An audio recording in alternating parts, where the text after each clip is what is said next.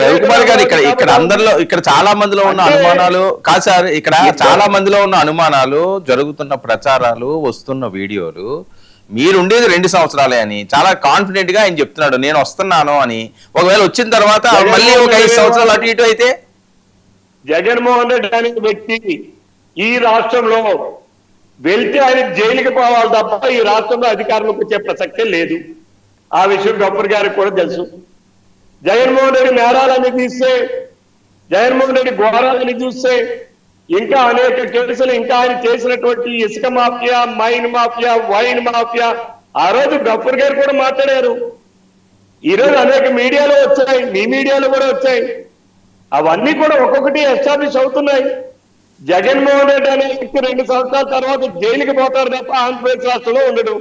ఏంటి అంత కాన్ఫిడెంట్ గా ఎలా చెప్తారు? అంత కాన్ఫిడెంట్ గా జ్యోతిష్ చెప్తున్నారు ఏంటి? ఏమన్నా ఉందా ఇందులో ఇన్సైడ్ ఏముందండి? ఏం మీకు తెలీదా? సిబిఐ కేసులు ఆయన మీద 16 కేసులు లేవా? అదేమైనా ఇన్సైడా? ఈడీ కేసులు లేవా ఆయన మీద? అదేమైనా ఇన్సైడా?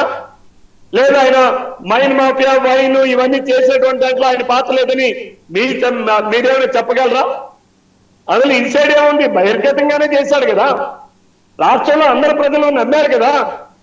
ఈవెన్ అన్ని రాజకీయ పార్టీలు కూడా నమ్మాయి కదా. అందుకనే కదా ఈరోజు జగన్మోహన్ రెడ్డికి 11 సీట్లు ఇచ్చి కూర్చోబెట్టారు.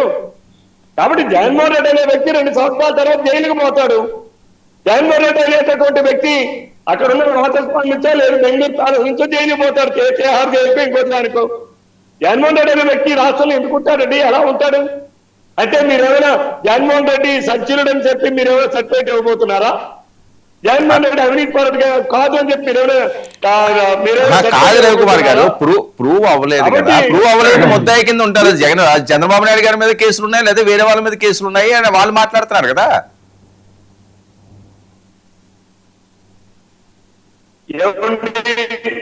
చంద్రబాబు నాయుడు మీద జగన్మోహన్ రెడ్డి నాయనే పెట్టాడు 24 కేసులు. ఏమయ్యాయి? ఒక్క కేసు నిలబడిందా? హైకోర్టులో కానీ, సుప్రీంకోర్టులో కానీ.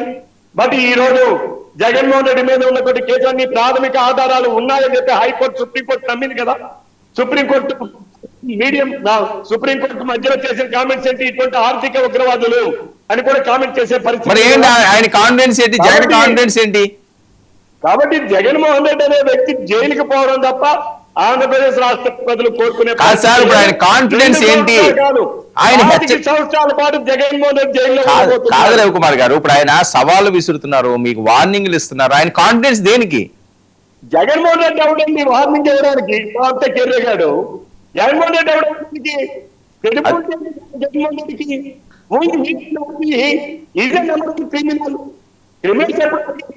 కాదండి. జగన్మోహన్ రెడ్డి ఎవరో అంటే అసలు జగన్మోహన్ రెడ్డి ఎవరో కోన రవికుమార్ గారికి తెలీదా? జగన్మోహన్ రెడ్డి ఏదో పొరపాటున ప్రజాస్వామ్యంలో అప్పుడప్పుడు పొరపాట్లు జరుగుతాయి.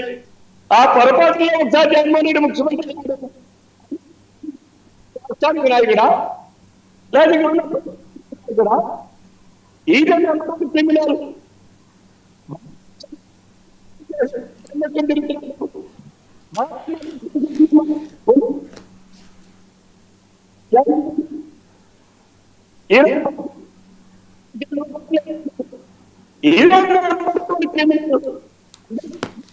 ఓకే ఓకే ఓకే రాజకీయ పార్టీలో తెలుసు.